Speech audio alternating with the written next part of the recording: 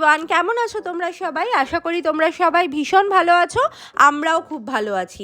আমাদের north Bengal travel সিরিজে বেলতার রিসর্টটা নিয়ে আমরা প্রচুর কমেন্ট পেয়েছি, তাই বেলতারের ওপর একটা কমপ্লিট রিভিউ ভিডিও নিয়ে এই ভিডিওটা পাবলিশ করছি।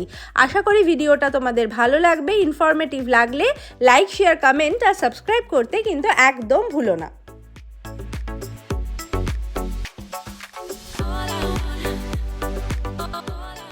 প্রথমেই আমি শুরু করি রিসর্টটার রিসেপশন এরিয়া দিয়ে।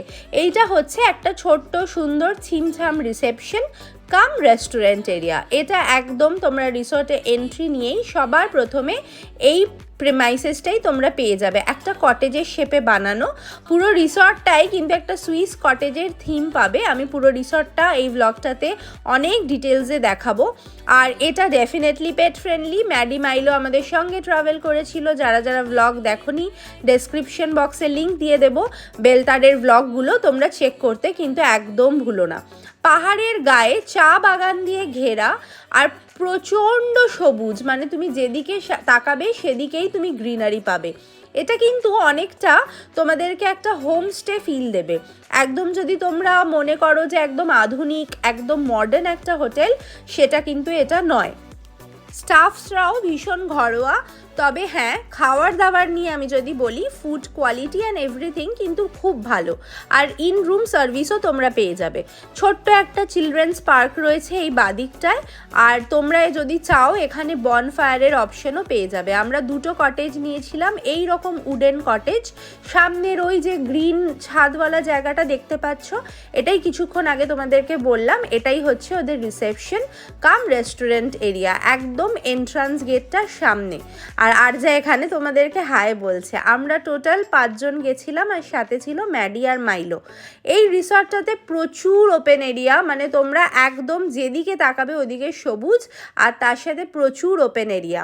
আর রিসর্টটার যেটা সব থেকে বড় ইউএসপি, এই রকম পাহাড়ের মধ্যে কার্শিয়াংয়ের থেকে জাস্ট একটু দূর বেলতার বলে একটা গ্রামে, এই রকম জায়গায় তোমরা কিন্তু অ্যামেজিং একটা সুন্দর সুইমিং পুলও পেয়ে যাবে। সুইমিং পুলটার ব্যাকড্রপটা যদি তুমি দেখো, পুরো একটা গ্রিন টি গার্ডেনে ভর্তি, তার সাথে উডেন কটেজ। মানে এখানটা দাঁড়িয়ে যদি তুমি ছবি নাও, আর যদি লোকেশন না বলো যে এটা ইন্ডিয়া, তাহলে আমার মনে হয় কেউ বুঝতেই পারবে না যে এটা ইন্ডিয়ার কোনো লোকেশনে নেওয়া। এই জায়গাটার ভিউ পয়েন্টটা, মানে ভিউ অ্যাকর্ডিং ভীষণ সুন্দর। প্রচুর এখানে আমি দেখেছি যারা শিলিগুড়ি বা আশেপাশের এরিয়ায় থাকে, তারা ডে ট্রিপ করতেও আসছিল। মেঘগুলো জাস্ট নিচে নেমে চলে এসেছে। প্রচুর শুটিং হচ্ছিল, প্রচুর ইনফ্লুয়েন্সার, ইউটিউবার, ইনস্টাগ্রাম থেকে অনেকে এটার প্রমোশনের জন্য এসছে। জায়গাটার নাম বেলতার রিসর্ট। আমি রিসর্টের ডিটেলস ডেসক্রিপশন বক্সে দিয়ে দেবো।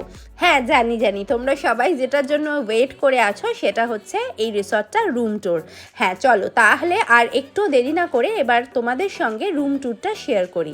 প্রত্যেকটা রুমই এরকম কটেজ রুম, উডেন কটেজ, আর ভিতরে এই রকম এত বড় একটা স্পেস রয়েছে।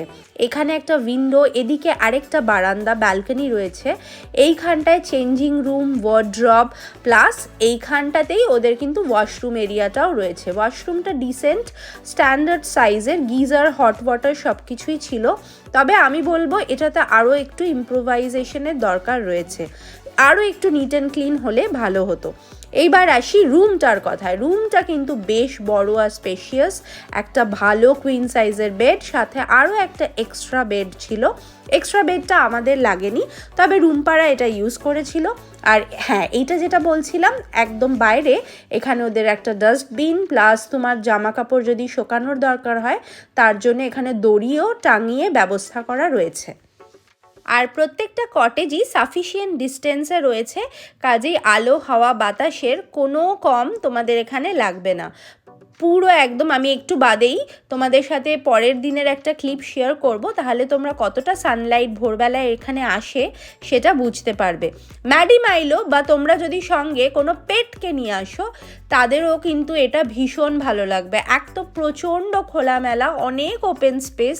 আমি জেনারেলি প্রেফার করি যেখানে আমি যাই, সেখানে স্পেশালি ম্যাডি মাইলোকে নিয়ে সেইগুলো একটু স্পেশিয়াস হওয়া দরকার, বিকজ ওদের জন্য একটু স্পেস দরকার। এমনিই তো সবসময় ফ্ল্যাটে থাকে, ঘুরতে আসলে যাতে একটু খোলামেলা জায়গা হয়। তো সেটার জন্য ওরাও কিন্তু এখানে এসে ভীষণ হ্যাপি হয়েছিল। এখানে আমাদের অ্যাজ সাচ সেরম আমরা কিছুই করিনি, প্রথম দিনটা জাস্ট রিল্যাক্স করেছি, আর ওরাও আমাদের সাথে এক্স্যাক্টলি সেটাই করেছিল। এবার আসি খাওয়া দাওয়ার ব্যাপারে। কোনো জায়গায় ঘুরতে আসলে ফুডিংটা একটা ভীষণ ইম্পর্ট্যান্ট একটা অ্যাসপেক্ট। আর স্পেশালি যদি তোমাদের সঙ্গে পেট থাকে, পেটদের ফুডের কি অ্যারেঞ্জমেন্টস আছে এটা তোমরা অনেকেই আমাকে কোয়েশ্চেন করো।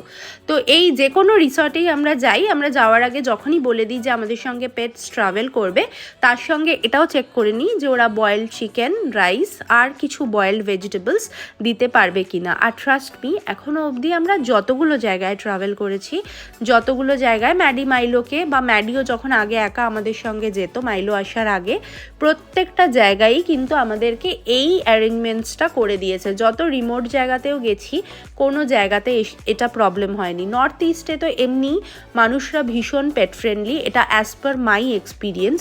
আমি এর আগে ম্যাডিকে নিয়ে সিকিমেও গেছিলাম ট্রেনে করে, তখন আমাদের ব্লগিং চ্যানেলটা ছিল না, তাই সেই ডিটেলসটা এখানে নেই। তবে আমার খুব শিগগিরই প্ল্যান আছে, আমি সিকিমের ওই ছবিগুলো অ্যাটলিস্ট সব কিছু একটা ফাইল করে এডিট করে ওটা তোমাদের সঙ্গে একটা ব্লগ মাধ্যমে শেয়ার করব।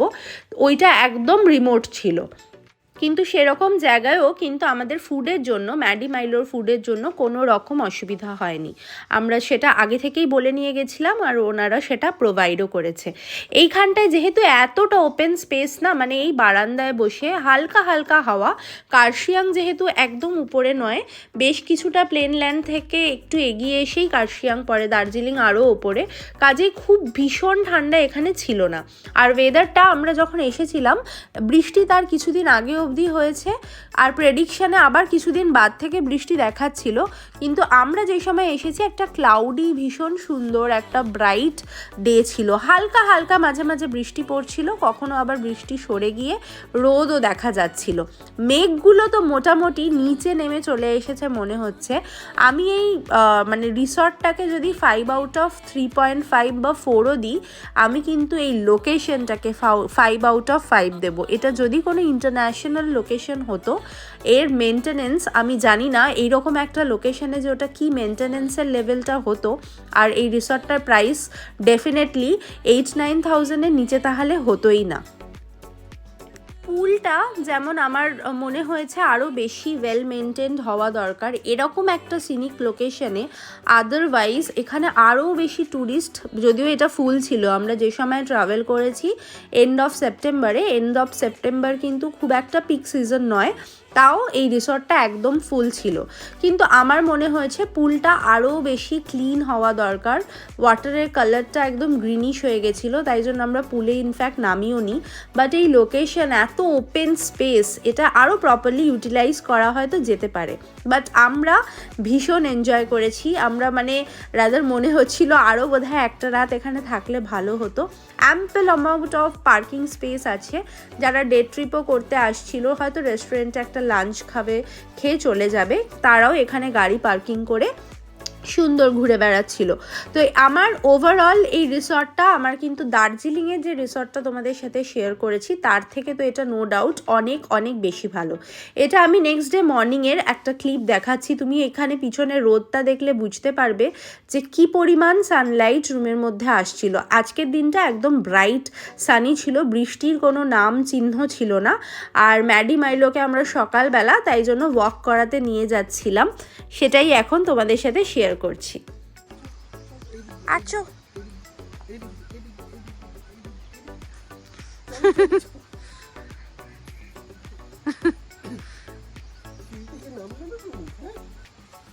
ওঠার সময় তো টুকটুক করে উঠে যাও। পায়ে হেঁটে তোমরা কিন্তু এখানে বেলতার ভিলেজটা ঘুরে দেখতে পারো। সুন্দর সুন্দর চা বাগান রয়েছে, প্রচুর সিনিক স্পটস রয়েছে ফর ফটোগ্রাফি। আমি ভিডিওর লিঙ্কগুলো ডেসক্রিপশন বক্সে দিয়ে দিচ্ছি, চেক করতে কিন্তু একদম ভুলো না। বেলতারের এপিসোডসগুলো দেখলে তুমি বুঝতে পারবে যে এই লোকেশনটা এক্স্যাক্টলি কতটা সিনিক।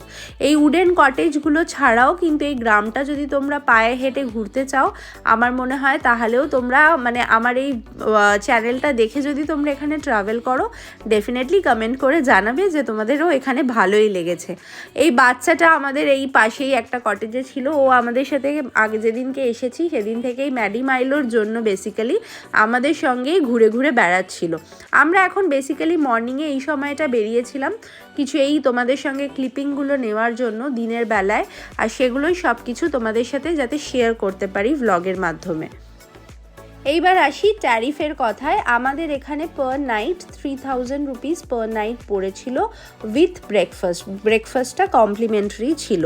আর লাঞ্চ আর ডিনার আমরা যেরকম করেছি খুবই ইকোনমিক্যাল, একদমই কিন্তু ওভারপ্রাইসড নয়, একদম তোমরা যেরকম ঘরোয়া খাবার ছিমছাম তোমরা যেরকম অর্ডার করবে ওরা মানে ইন রুম সার্ভিসও নিতে পারো বা রেস্টুরেন্টে গিয়েও খেতে পারো।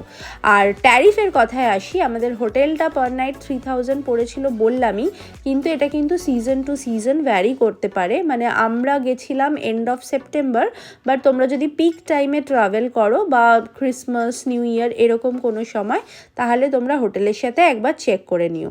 যেটা তোমাদেরকে বলছিলাম পুলের, এই পুলের কালারটা দেখে আই থিঙ্ক বুঝতে পারছো জলটা কিন্তু ব্লুইশ কালারের হওয়া উচিত সুইমিং পুলে, বাট সেটা এখানে ছিল না। আর প্লাস একটু নোংরাও ছিল, তাই জন্য আমরাও নামিনি পুলে, আদারওয়াইজ আমি ডেফিনেটলি নামতাম, কিন্তু নামিনি। এই টুকটাক জিনিসগুলো যদি একটু মেনটেন করতে পারে, যেমন ওয়াশরুমটা আরেকটু মেনটেন হওয়া দরকার ছিল, এই পুলটা, চিলড্রেন্স পার্কটা আরেকটু বেটার হতে পারে, এরকম কয়েকটা জিনিস একটু ইমপ্রুভ হওয়ার স্কোপ আছে। সেগুলো ইমপ্রুভ হলে রিসর্টটা আরও ভীষণ ভালো হয়ে যাবে, মানে আরও বেশি পপুলার হয়ে যাবে অ্যামংস টুরিস্ট।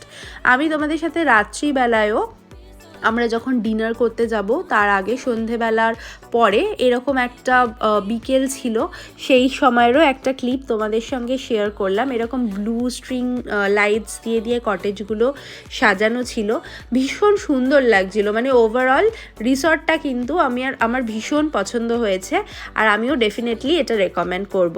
তোমরা পেট যদি নাও থাকে তাও এই রিসর্টটা যেতেই পারো। এটা আমরা রাত্রিবেলা ডিনার করতে যাচ্ছিলাম, তারও একটা ক্লিপ এখানে অ্যাড করেছি। ডিনারও আমরা চিকেন কষা রুটি এরকম অর্ডার করেছিলাম। তো আর ভিডিওটা লম্বা করছি না, আশা করি আমি পুরো রিভিউটা তোমাদের সঙ্গে শেয়ার করতে পেরেছি, প্লাস মাইনাস দুটোই তোমাদেরকে বললাম। তোমরা কনসিডার করতে পারো যদি ভালো লাগে। যদি এই রিসর্টটা যাও আমাকে ডেফিনেটলি কমেন্টে জানিও কেমন লাগলো। আর তোমাদের সঙ্গে আবার খুব শিগগিরই দেখা হচ্ছে। ততক্ষণ অবধি সবাই খুব খুব খুব ভালো থেকো, সবাই নিজের ফ্যামিলির সাথে খুব এনজয় করো ক্রিসমাস নিউ ইয়ার। আর আমাদের এই ব্লগগুলো কেমন লাগলো কমেন্টে জানাতে ভুলো না, লাইক করো, শেয়ার করো, আর যদি এখনও সাবস্ক্রাইব করোনি please subscribe to our channel. Thank you so much guys for watching, tata.